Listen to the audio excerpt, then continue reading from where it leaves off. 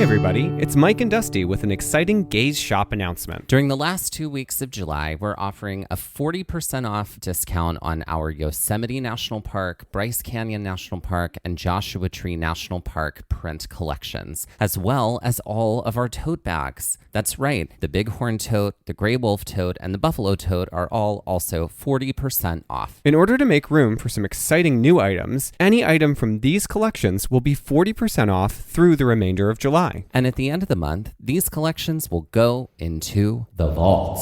Hey Mike, what does that mean exactly? It means that these items won't be available for sale anymore. Eep. So, is there anyone in your life who loves Yosemite or can't wait to explore the landscape of Bryce Canyon? Or maybe they love the desert beauty of Joshua Tree National Park? Or perhaps they want a piece of functional, wearable, handmade art that depicts iconic wildlife of the national parks? Then the time to act is now, while supplies last. Use code VAULT to take 40% off the Yosemite National Park, Bryce Canyon National Park, and Joshua Tree National Park print collections and any of our tote bags. Visit shop.gazeatthenationalparks.com to take some of the national parks home with you.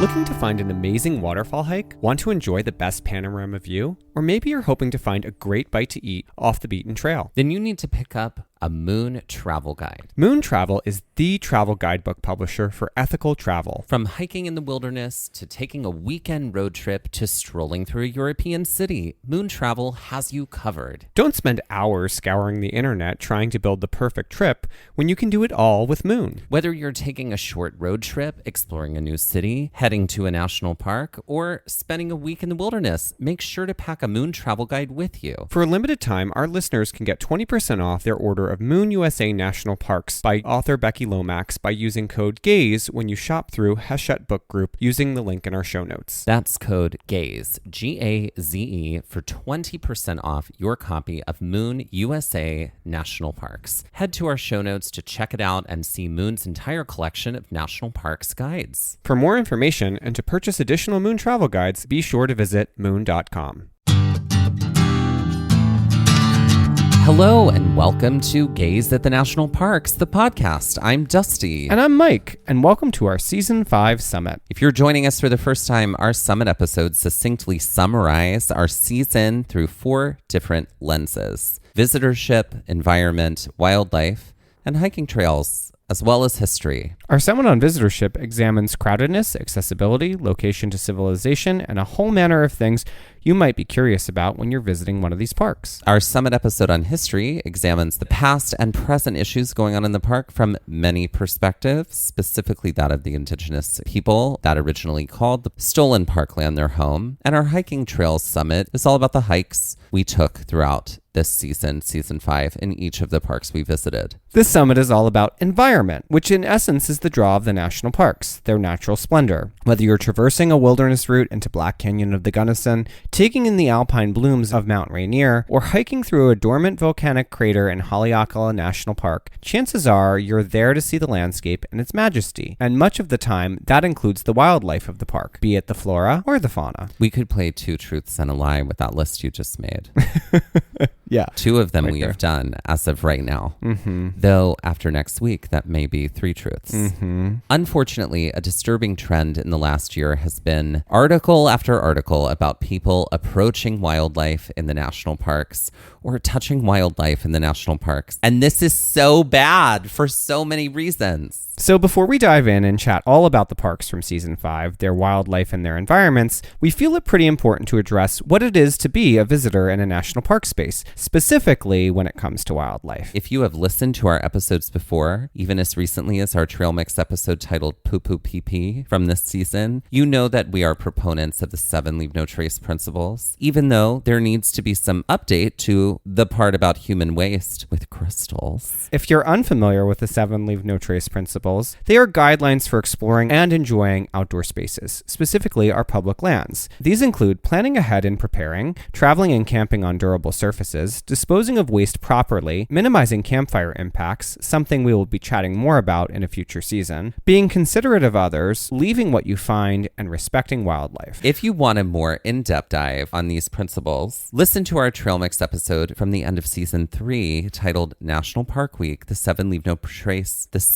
No Trace Principles, or visit lnt.org. In the meantime, let's summarize 2 principles that relate very much to the environment of the parks. Leave what you find and respect wildlife. Now, a national park space is different from many public outdoor spaces in that it is illegal to willingly take anything from these spaces. That is not to say that you should be pilfering from other outdoor natural spaces either, but sites managed by the MPS, be it a national park, national monument, or national military park, have specific rules against this. In fact, the Antiquities Act of 1906, the Native American Graves Protection and Repatriation Act of 1990, and the Paleontological Resources Preservation Act of 2009 all have provisions regarding not taking things from these spaces. The Antiquities Act, which helped to designate many of the park spaces in the NPS, was specifically created to stop theft and excavation of artifacts that had historic or scientific value to the nation. The Native American Graves Protection and Repatriation Act requires federal agencies and museums to return certain Native American items unless they can prove that they have a right to possess the objects. The Paleontological Resources Preservation Act addresses the management, collection, and curation of paleontological resources from federal lands using scientific principles and expertise, including collection in accordance with permits, curation in an approved repository, and maintenance of confidentiality of specific locality data. Now, if it sounds like these 3 acts speak only to objects of archaeological or paleontological value, on the surface it looks that way. But when we think about the objects within the park, the rocks, the trees, the plants, these all have scientific value, especially when it comes to understanding the park spaces and studying the way in which the spaces change over time.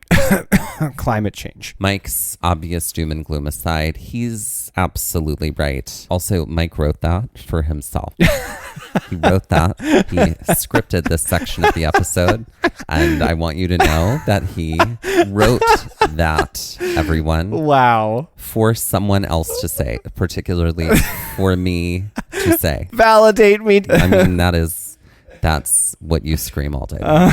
I'm going to read it again so people can get a sense of this. Mike's obvious doom and gloom aside, he's absolutely right, but also on a much smaller scale too, as understanding the habitat of the park better helps scientists to understand its denizens and how they respond to their habitat and how changes to the habitat exact changes on the species found within the park. We all know the adage of a butterfly flapping its wings in one part of the world causing a hurricane in another. And at the core of this message, it's that small change adds up to have a big impact. So while pocketing a rock or taking a leaf from a national park space may seem like a drop in the bucket, if everyone were to do that, that bucket wouldn't only be full, it would be overflowing. And the splendor of the park and part of the reason it was preserved may not be as lustrous anymore. So the long and short of it is, don't take anything from a park space, even its animals. This brings us to a more disturbing trend that we have seen in the last few years, but specifically in the last few months in general, touching wildlife. Now, perhaps people are uneducated to the fact, but y'all, never approach or touch a wild animal. Okay, so there are a litany of reasons why this is the case,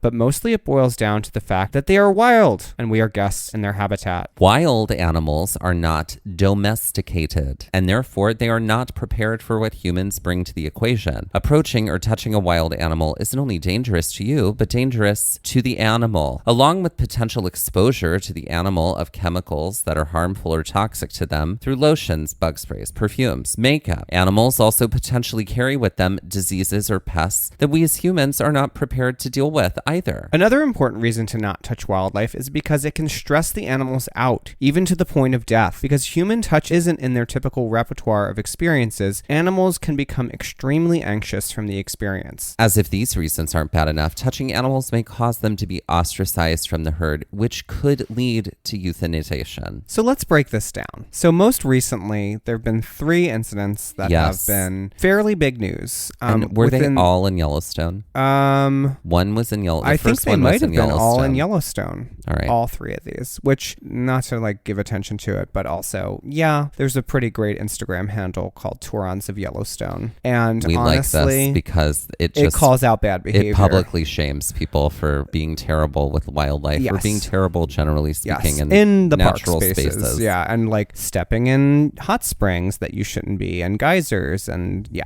Anyway, the first of these events was the man from Hawaii who basically tried to aid a bison calf. Yeah.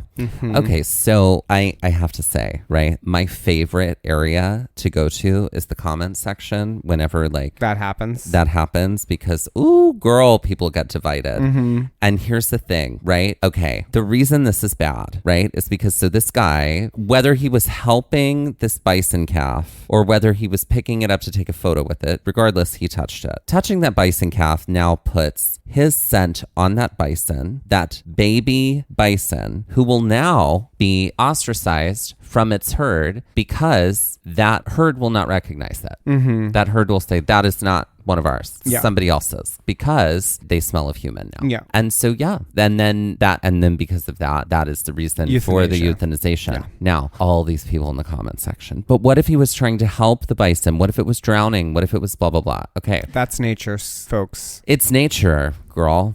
Sometimes the water gets you, and that's it. Yeah. Right? Also, like, we cannot interfere because we are not the people who are trained if there is an interference to be needed.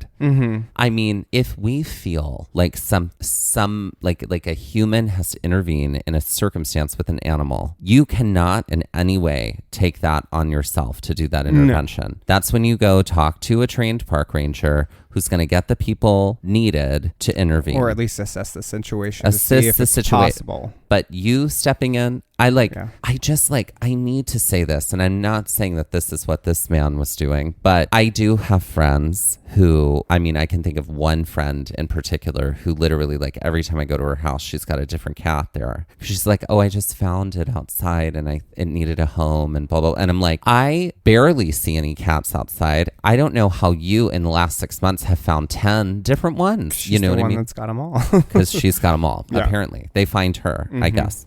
But that kind of thing, that sort of like, oh, well, I have this special connection with animals, like blah, blah, blah. If you feel like you have a special connection with animals, I guarantee you the animals you're talking about are domesticated. Yeah. You're talking about some kind of dog or some kind of cat or maybe a domesticated rabbit or something like that. But like, no, you are not a bison buffalo whisperer. No. In any way at all. No. And a wild animal is never to be interacted with or touched. No. And that goes for like wild animals in your community. Don't go pick up a raccoon. No. Don't go pick up a rabbit that's hopping through your yard. No. Do not do that. Yeah. That does not help them. No. Other instances in Yellowstone most recently were people who, this was wild to me, put a bison calf into their car and then drove it to a local police station because they believed the bison to be alone and they didn't want it to be alone. The other instance too, because it's all idiocy, is people getting way too close to elk calves within the park and the elk mother like chasing people away to defend them. Now, if you're in the Mammoth Hot Springs section of the park of Yellowstone, elk are kind of everywhere. They are everywhere. And you stay away from them. Listen, the park ranger in Glacier said it best. You know better. Yeah. Elk doesn't know better. You got to get yourself out of Dodge. Right? Yeah. Because regardless if there are buildings, regardless if there's a parking lot and parking spaces, if it's suddenly a restaurant, the deal is that this is still their space. Yeah. The animal's space. Yeah. We happen to build some structures in here. Yeah. That was us invading their space. Yeah. And invading the space of the humans that lived before it and stealing it and taking it from them. This is what I mean. Like, oh, this baby bison, we didn't want it to be alone. Yeah. I'm sure these are lovely people and very well-intentioned, wonderful people, right? And I'm not trying to say that they're bad people. So it wasn't a bison calf that they drove to the police station. It was an elk calf. And it did run out into the forest. Right. So who knows what the situation is with this little elk calf. But traumatized...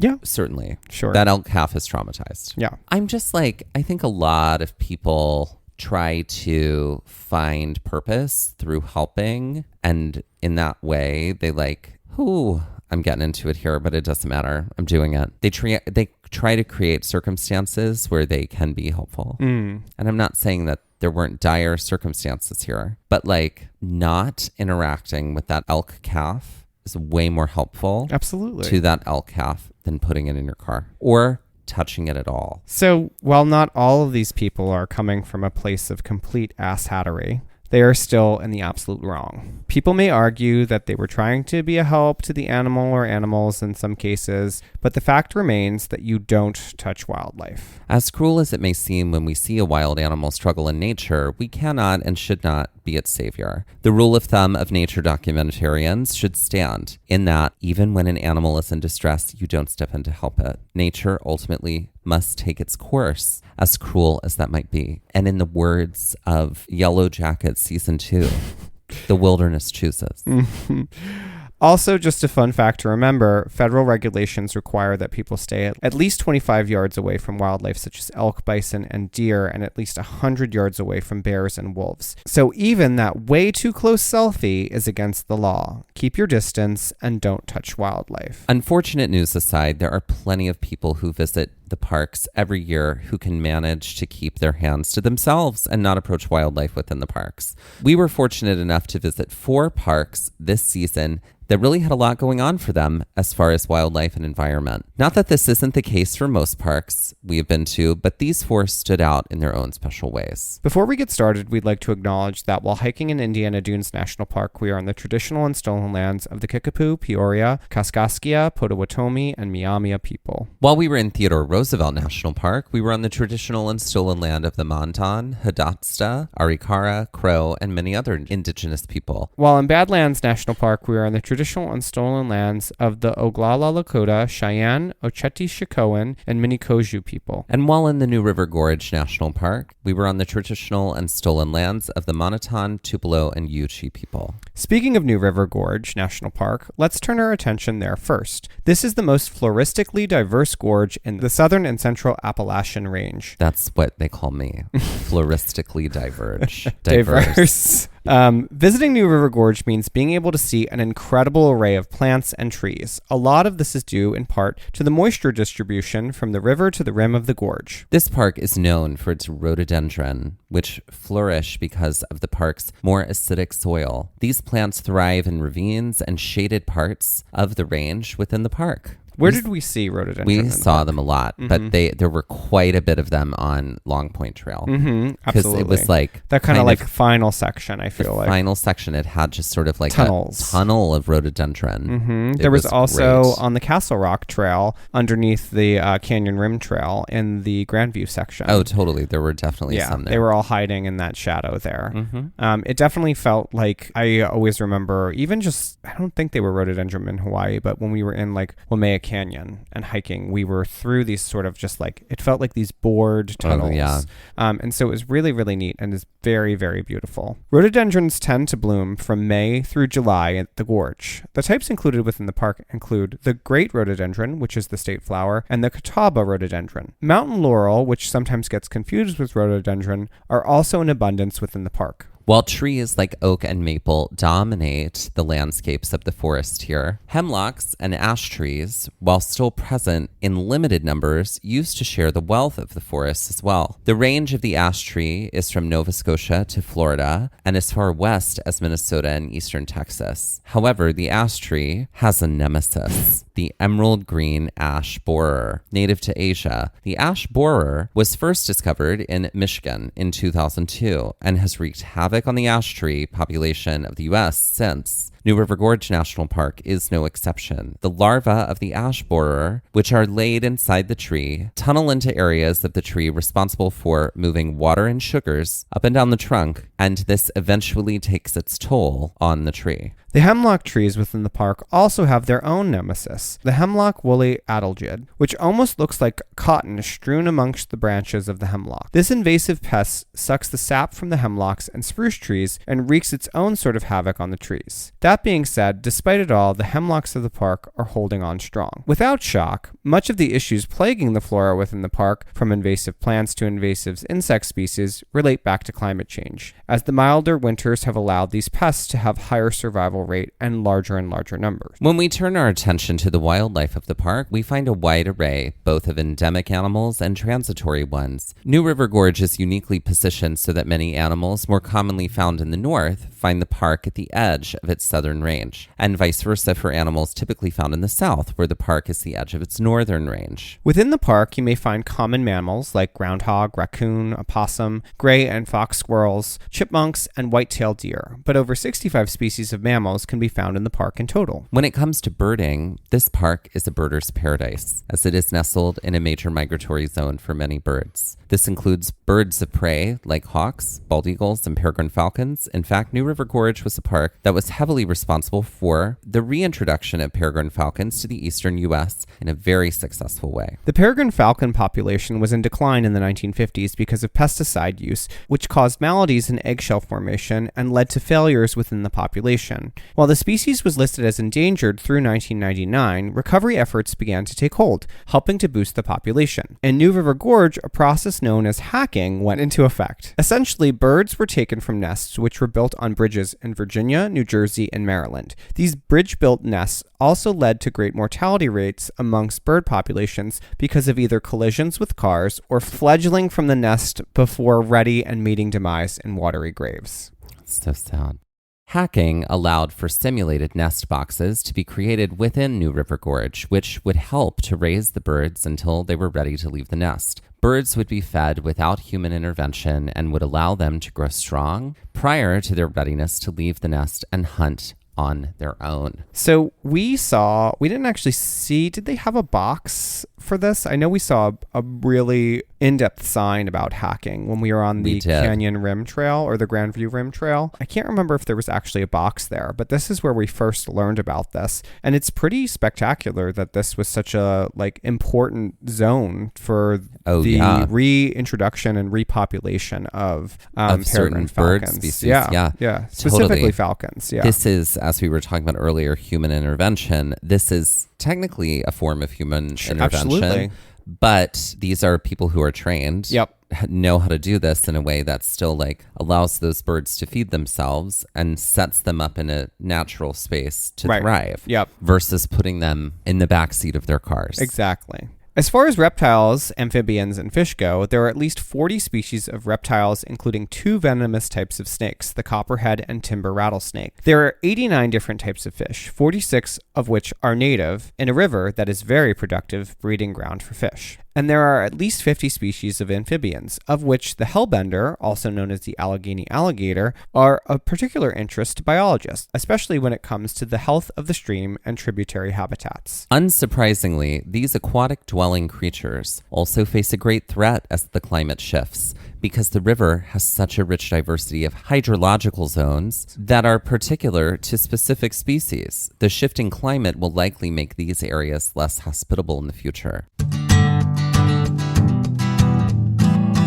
Finding great talent doesn't have to be a second job. You can reclaim your time and find top talent fast with Indeed. Indeed is the hiring platform where you can attract, interview, and hire all in one place. Don't spend hours on multiple job sites looking for candidates with the right skills when you can do it all with Indeed. Find top talent fast with Indeed's suite of powerful hiring tools like Indeed Instant Match, assessments, and virtual interviews. Hate waiting? Indeed's US data shows over 80% of Indeed employers find quality candidates whose resume on Indeed matches their job description the moment they sponsor a job. Indeed was instrumental in my last job search, and I can't recommend it enough. Candidates you invite to apply through Instant Match are 3 times more likely to apply to your job than candidates who only see it in search, according to US Indeed data. With Instant Match, as soon as you sponsor a post, you get a short list of quality candidates whose resumes on Indeed match your job description, and you can invite them to apply right away. Indeed does the hard work for you, and with Instant Match, you can start hiring fast. Indeed knows that when you're doing everything for your company, you can't afford to overspend on hiring. Visit Indeed.com/gaze to start hiring now. Just go to Indeed.com/gaze. In the minute we've been talking to you, 16 hires were made on Indeed, according to Indeed data worldwide. Just go to Indeed.com/gaze, and that's GAZE. Terms and conditions apply. Cost per application pricing not available for everyone. Join over 3 million businesses worldwide using Indeed to hire great talent fast. Need to hire? You need Indeed.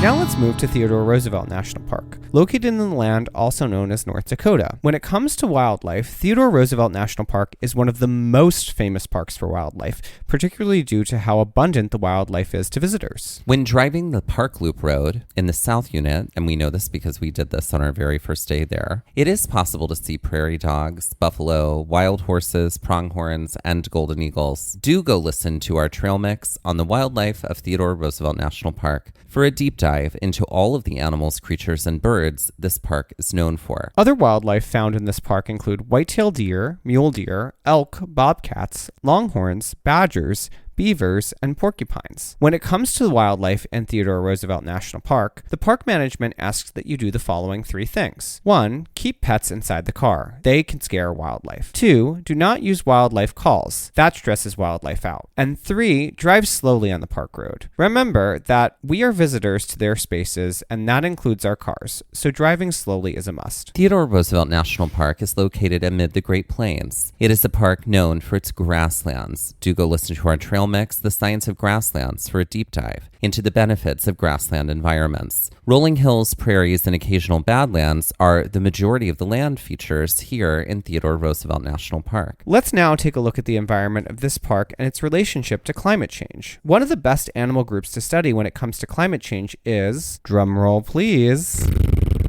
birds. I just want you to know that Dusty wrote this for me to say for him. That's right. That's right. Because payback right. or... I don't know if it's payback. I feel like you're making a false equivalent, but I'll allow it. Oh, will you? I'll allow it.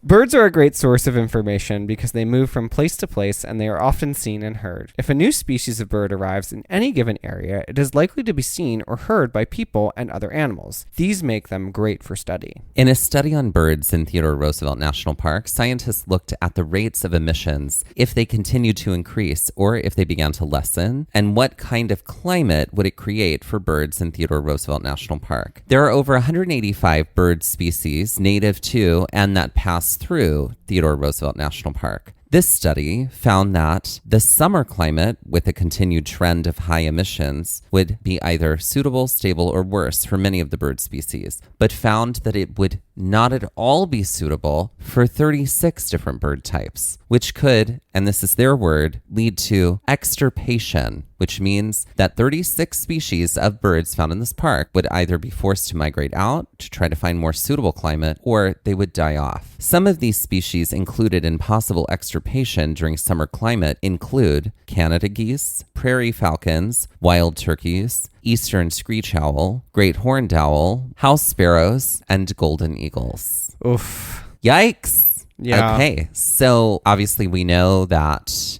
the Earth is warming, and if we don't make a big change, we will get to a place by 2050 where it is real, real bad. And this is what this was measuring. If we make a change, then that number was lower than 36. Mm-hmm. But if we don't, it's 36. And y'all, the falcon population cannot deal with that. You know what I mean? They can't afford that, is what I should say. No, it's not good. In addition, professor and researcher Paul Todhunter of the University of North Dakota fears an increase in tourism to the area near Medora, North Dakota, the town that abuts Theodore Roosevelt National Park. Currently, they are constructing the Theodore Roosevelt National Library, a project costing about $100 million. The opening of the library would certainly increase tourism. Tourism would obviously create a strain on their resources and add more emissions. Mm-hmm. Theodore Roosevelt National Park is also a major site for bison population. For a deep dive into the history and conservation of bison, go listen to our trail mix on buffalo. Buffalo, or bison, are also rapidly seeing the effects of climate change.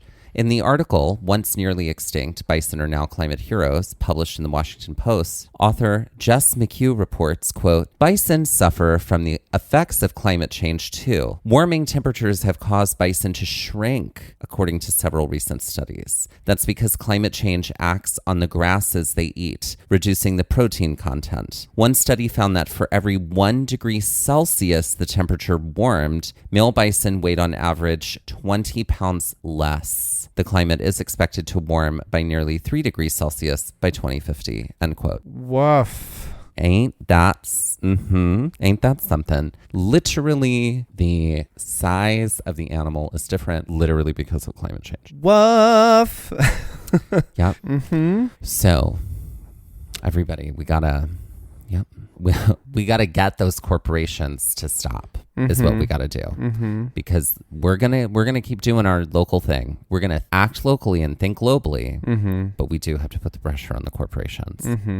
And now let's look at Badlands National Park in the land also known as South Dakota. This is a desert park found within the Great Plains. This area was once the bottom of the Western Interior Seaway and is now covered in fossils, though no dinosaur fossils. Each different layer of the formations represents a different period of time and contains different types of fossils from the animals of that time. For more information about the science and history of the Badlands, listen to our Trail Mix episodes from this season, The Science of Badlands and Fossils of the Badlands. When it comes to the environment of the Badlands, there are many similarities to that of Theodore Roosevelt National Park, since both spaces contain badlands, grasslands, and desert. In the Great Plains, Badlands National Park consists mostly of prairie. A prairie is defined by a large open swath of grassland. Some prairies are tall grass prairies, some are short grass prairies. Badlands contain both and is considered a mixed grass prairie. A prairie is also known for its lack of trees. Why are there little to no trees in the area? The climate, the land, air, and rainfall of this area do not create sustainable conditions to grow trees, but do create circumstances to grow grasses, thus the Great Plains. This park certainly boasts its fair share of wildlife. While in Badlands, we saw bighorn sheep, cliff swallows, and golden eagles. It is also possible to see black-footed ferrets, prairie dogs, pronghorns, and more. We can't talk about Badlands National Park and climate change without talking about the 2017 tweet storm about climate change statistics that came from Badlands' Twitter account.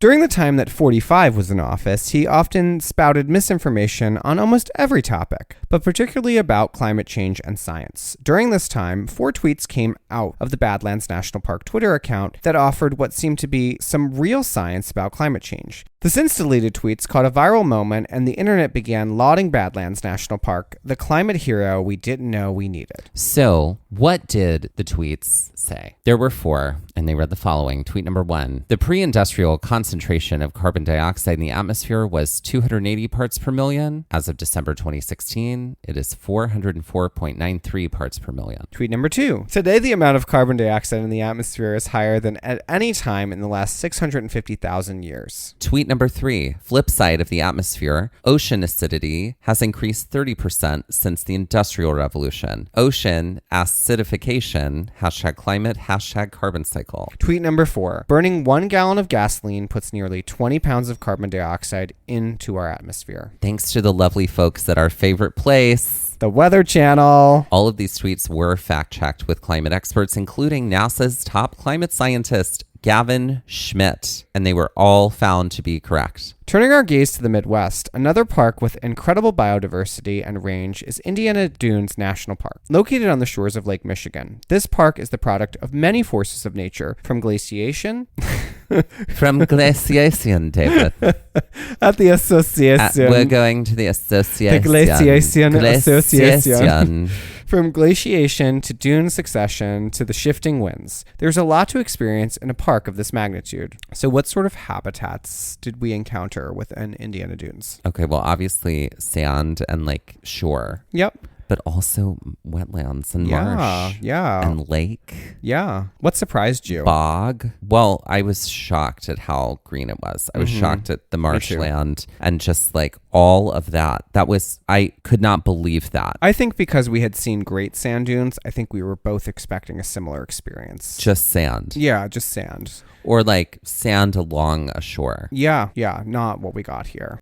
With its wide range, Indiana Dunes can claim that it is the 4th most biologically diverse park out of all of the parks in the National Park System. Much of this is due in part to the incredible variety of plant life. Over 1,100 types of flowering plants make the park their home. From prairie grasses to bog plants to ferns, the dichotomy is massive. The park is really incredible because the environment constantly shifts, from the lakeshore to bogs to wetlands to prairie to forest. While the plant life in the park is extensive due to these rich and varied landscapes, the birding in the park is also unparalleled, as there are at least 350 species of birds that inhabit or migrate through the park. So what sort of birds did we see here? So what birds did we see here? Yeah. I mean, I feel like the ones, I wasn't an active birder at the time, but I feel like there were definitely sparrows. Absolutely. There were chickadees. There were We blue saw jays. those wild turkeys. There were turkeys, definitely red-winged blackbirds about, robins, crows, most certainly. I'm sure we heard some woodpeckers. Yeah. Canada geese. There are definitely some that I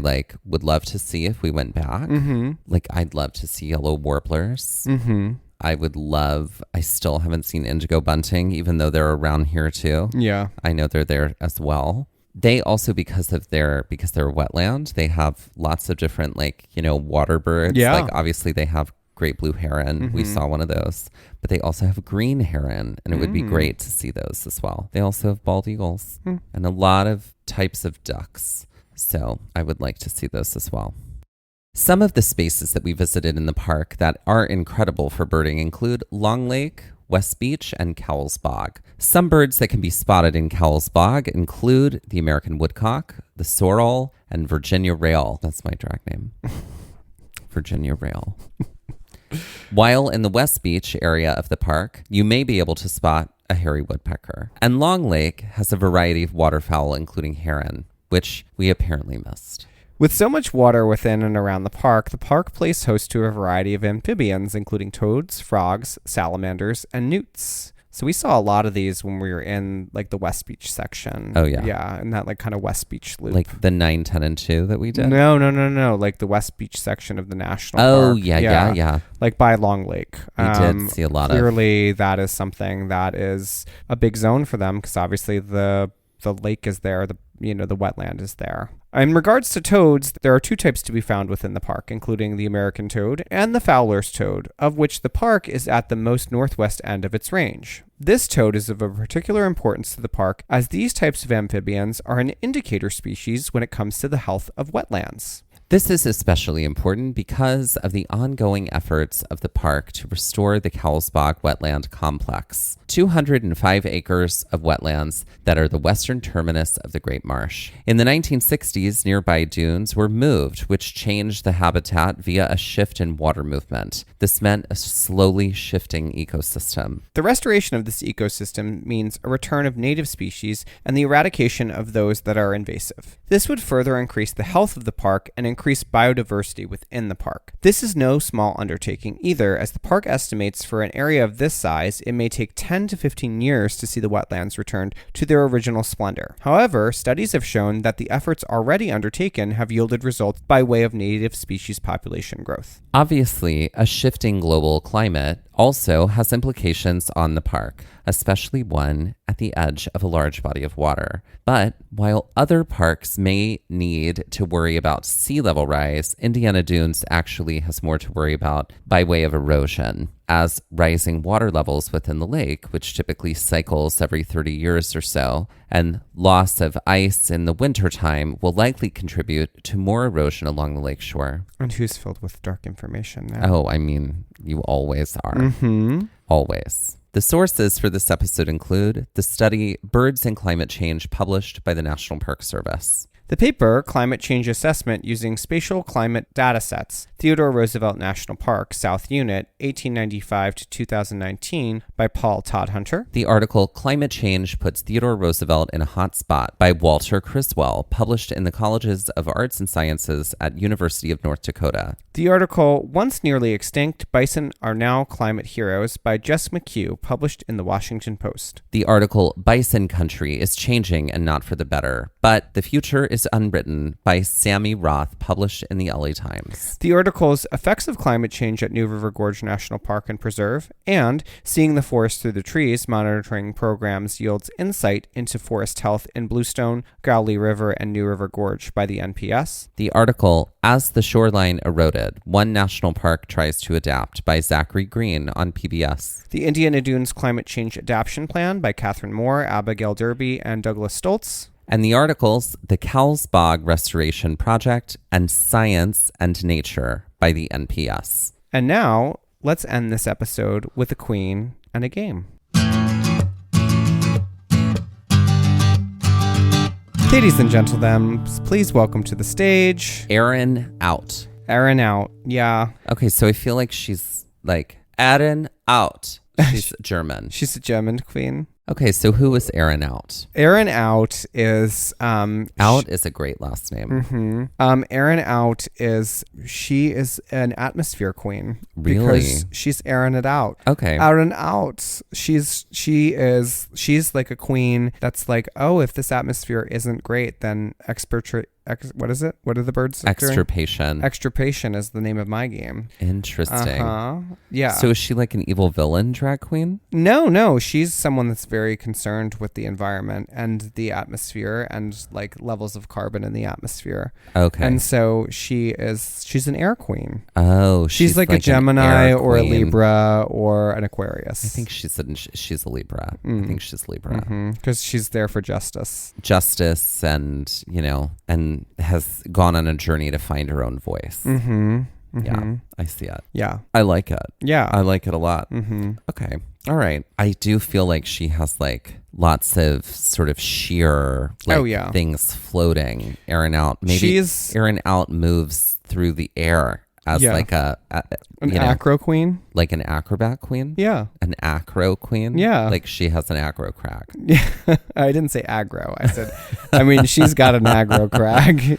Right. She sure does. No, like an acrobatic queen. I like it. Yeah. I feel like very much so Total Eclipse of the Heart is giving me like that sheer fabric doesn't like it's Bonnie Tyler, right? Correct. Yeah. Doesn't she have a lot of sheer fabric? Oh yeah. Like and it's in like that, flowing it's like through billowing. the window. Yeah. And like also, the curtains. Also all coming back to me now, Celine. Yeah. That's a like very that's an outfit that comes to mind for me. Yeah. Billowy. Okay. So something billowy and big hair. Yeah. Oh yeah. Okay. Great. Teased for the gods. God, I like that. I like that very much. Yeah. Also, sort of like giving us I'm not Dana, I'm Zool vibes. Yes. Right.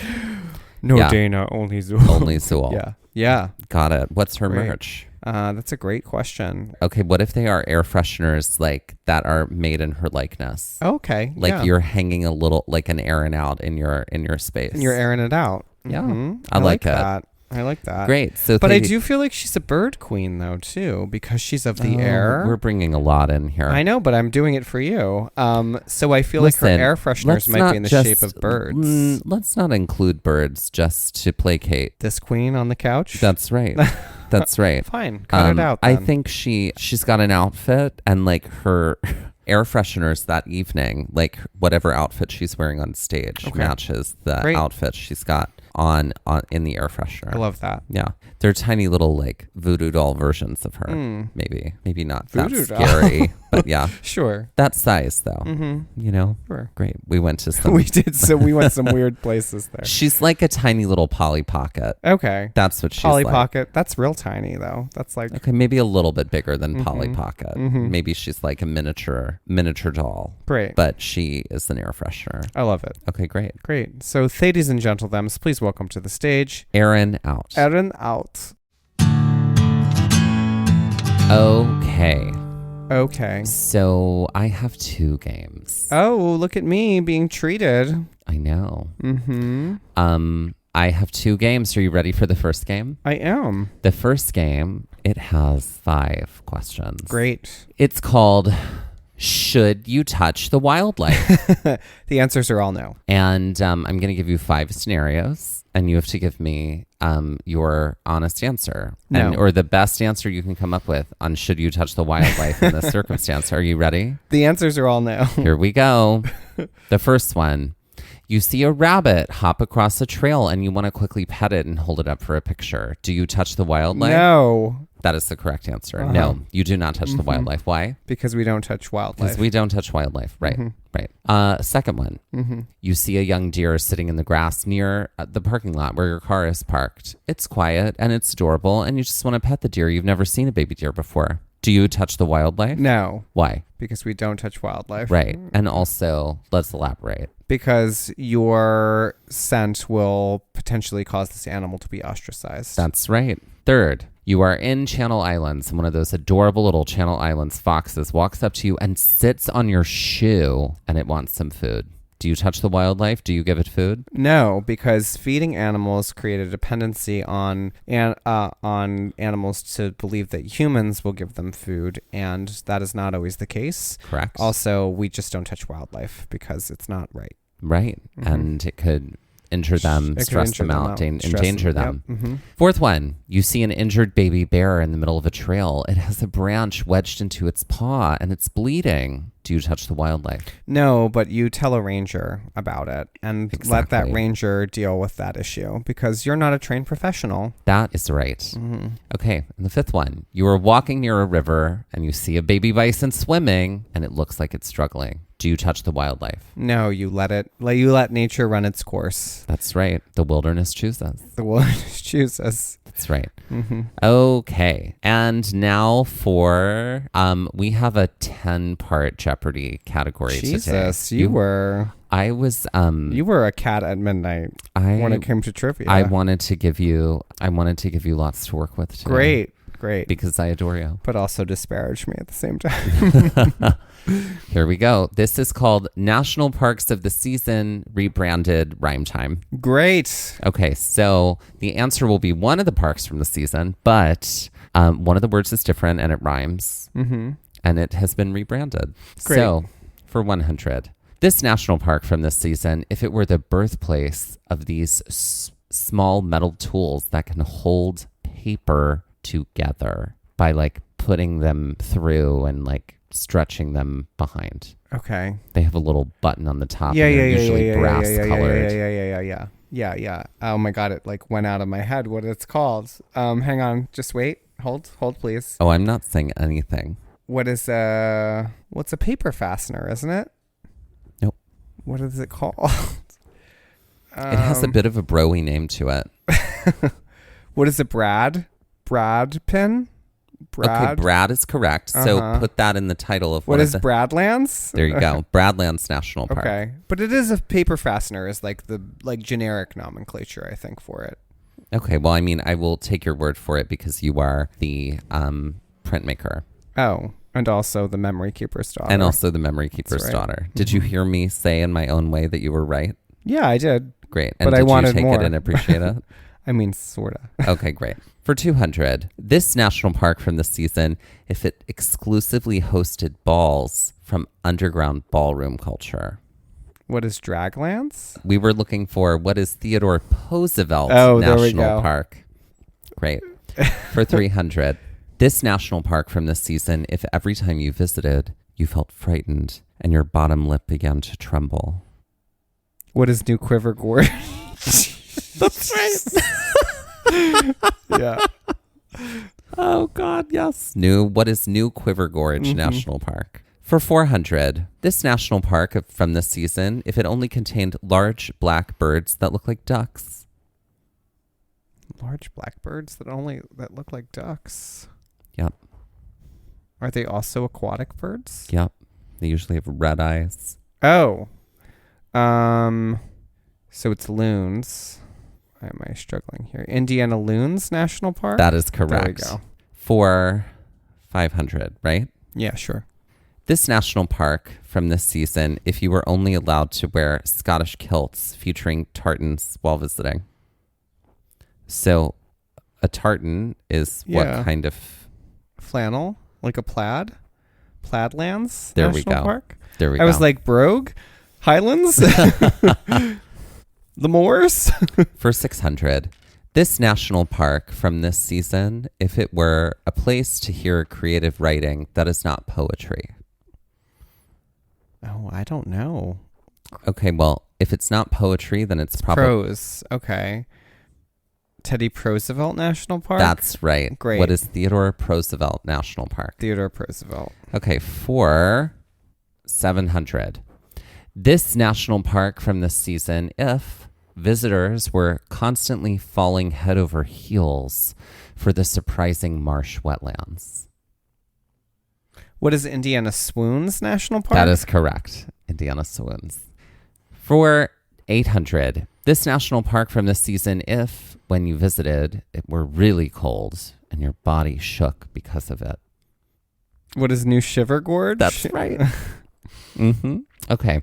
For 900, this national park from this season, if it were covered in this blackbird, and if an in-character Moira Rose was the head ranger. What is Teddy Roosevelt National Park? Correct. That is correct. Mm-hmm. And finally, So the Crows Have Eyes 5. that's right. This national park from this season, if you were the head ranger.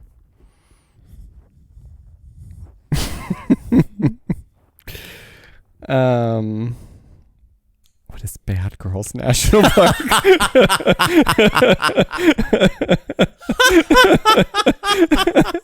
I think that's a better answer than what I have. So I think that should just be it. It was also...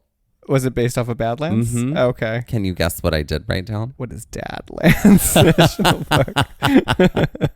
I don't know. No, I did have that as an original clue, but no. What was it?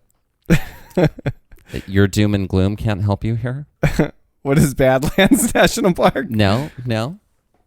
What is Sadlands National Park? There you go. What is Sadlands National Park? But I think Bad Girls National Park is the winner here. If there ever was a winner.